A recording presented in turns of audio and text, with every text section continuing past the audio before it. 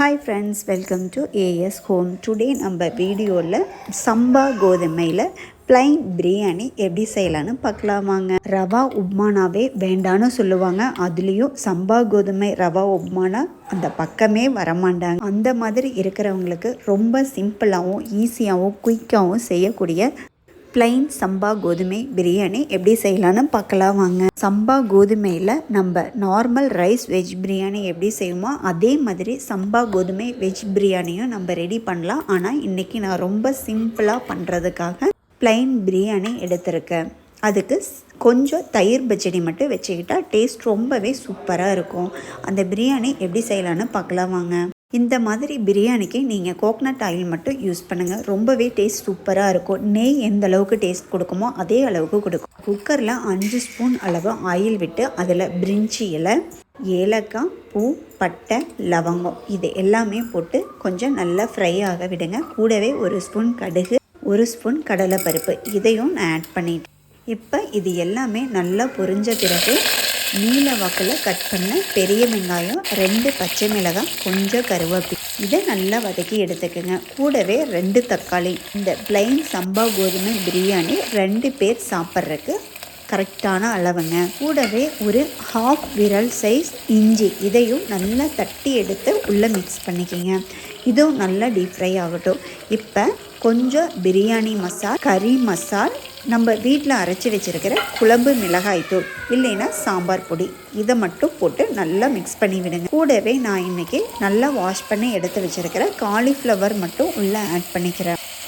நீங்கள் இதுக்கு பதிலாக கொஞ்சம் முந்திரி கூட ஆட் பண்ணுங்கள். நான் இன்றைக்கி இது ஆப்ஷனல் தான். இப்போ இந்த ப்ளைன் கோதுமை பிரியாணிக்கு தேவையான உப்பை ஆட் பண்ணி நல்லா வதக்கி விட்டுக்குங்க. 1 கிளாஸ் சம்பா கோதுமை ரவைக்கு 3/4 கிளாஸ் தண்ணி விட்டிங்கன்னா கரெக்டான அளவாக இருக்குங்க. இப்போ நல்லா தண்ணி கொதிக்கட்டும். நம்ம அப்படியே விசில் போடாமல் மூடி போட்டுறேன். நான் இன்றைக்கி இந்த சம்பா கோதுமை ரவைக்கு மயில் பிராண்ட் இது தான் எடுத்துருக்கிறேன்.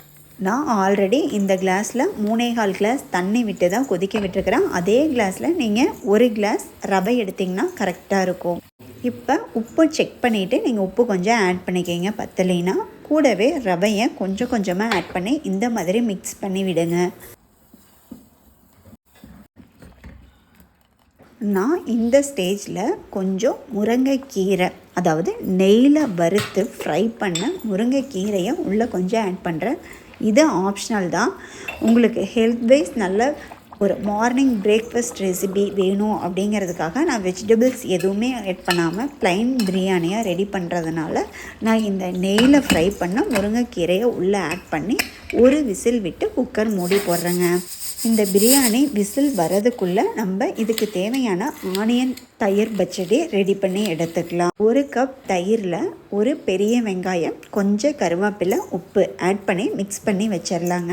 மோஸ்ட்லி கோதுமை ரவா உப்மானாவே யாரும் சாப்பிட மாட்டாங்க. அப்படியும் சாப்பிட்டாலும் கொஞ்சம் சட்னி இந்த மாதிரி தான் வச்சு ஆட் பண்ணி சாப்பிடுவாங்க.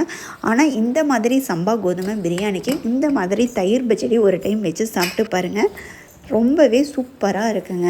இப்போ நம்ம சம்பா கோதுமை ப்ளைன் பிரியாணி விசில் அடங்கிருச்சு. இதை அப்படியே ஒரு பிளேட்க்கு சேஞ்ச் பண்ணி இது கூட தயிர் பச்சடி வச்சு டேஸ்ட் பண்ணி பார்த்துடலாம் வாங்க.